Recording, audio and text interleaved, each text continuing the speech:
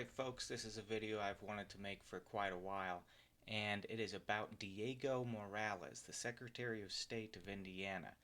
Okay, let's get into it. So he basically hired his brother-in-law for a six-figure position where basically it is in the feel of the law that you're not supposed to hire your brother-in-law. While brother-in-law is not explicitly listed, it basically, it has stepchild in law, all these different things. Daughter, son, wife, so in the feel of the law, basically, it is illegal to do what he's doing. And yeah, there's an investigation ongoing into this and why nothing has been done.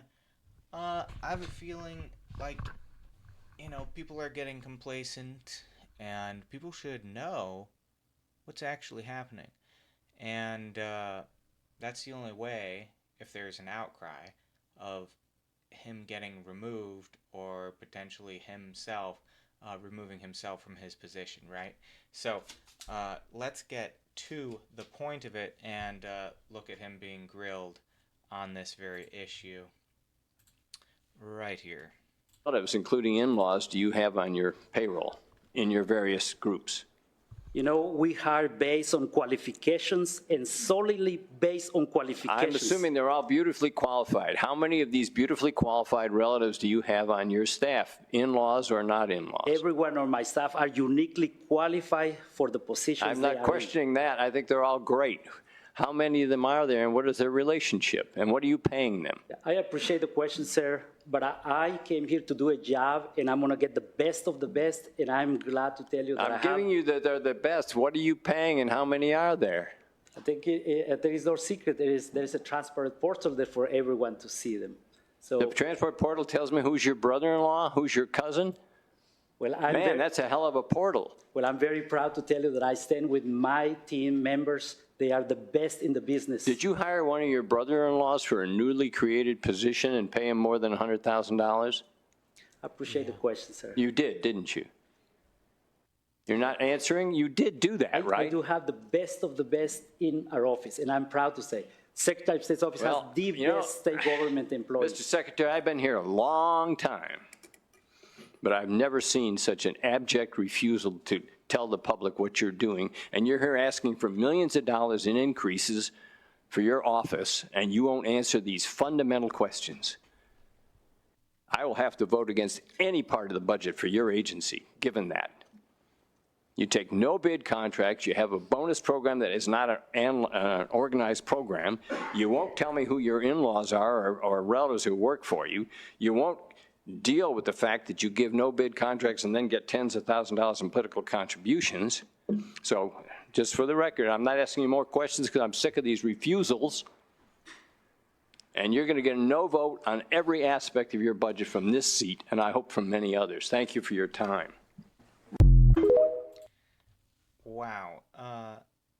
Right, so he just didn't answer the questions. Obviously, it is the case that he did hire his brother-in-law for that position and is absolutely going to be determined that that is in violation of nepotism laws, or they need to increase the need to explicitly say brother-in-law, sister-in-law, all these things.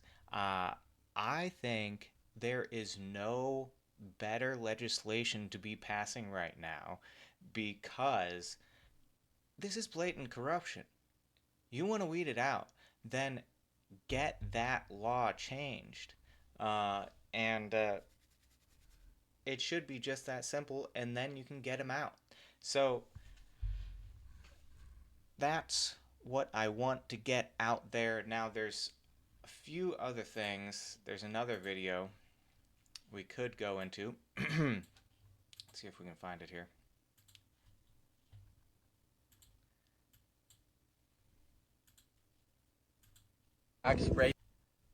One of the other questions that Senator Cadore. Here. one of the other questions that Senator Cador had specifically asked was about nepotism, and in particular, you had mentioned essentially that it wasn't. Let's get a little setup. Instead of him attending his own budget hearing, he brings his attorney instead. So you can tell that he knows that he's done something wrong. So without further ado, The position that you were in question was not in violation of the nepotism laws because it was not one of the enumerated or one of the listed relatives that would be in violation of the nepotism law. Is that correct? Is that safe to say? So in that position, or that relative would essentially be brother-in-law, correct? Correct.